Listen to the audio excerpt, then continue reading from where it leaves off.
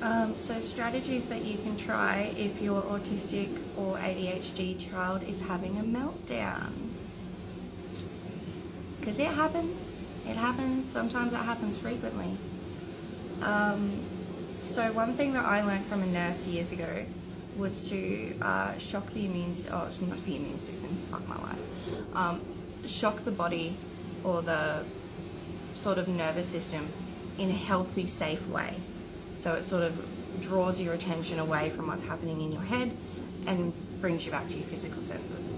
So that would be like ice pack, cold washer, ice block. If it's in winter, a warm drink, hot cocoa.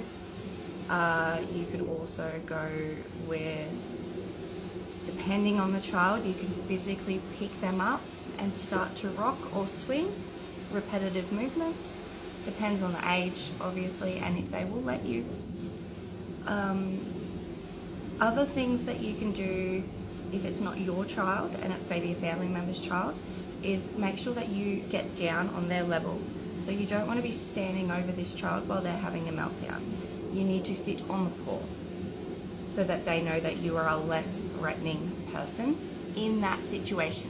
You may not be threatening whatsoever to them. You may be their absolute favorite person in the world, but when they're having a meltdown, they need you to be on the same level as them so that they can feel that you are not a threat.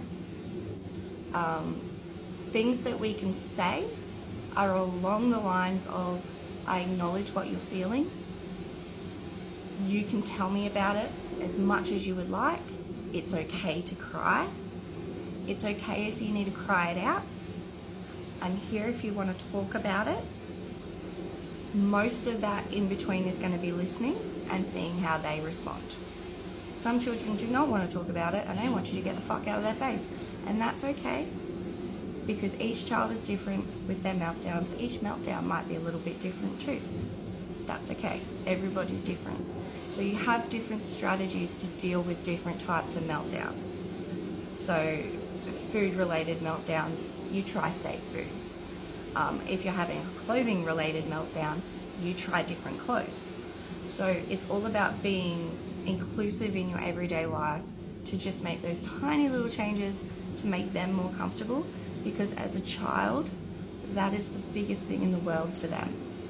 And just adjusting their socks to make sure that that line is on top and not on the bottom, that can make their whole day go 110% better if you just take the time.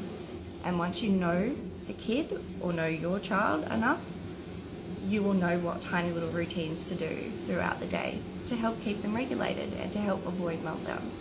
But if you do need help,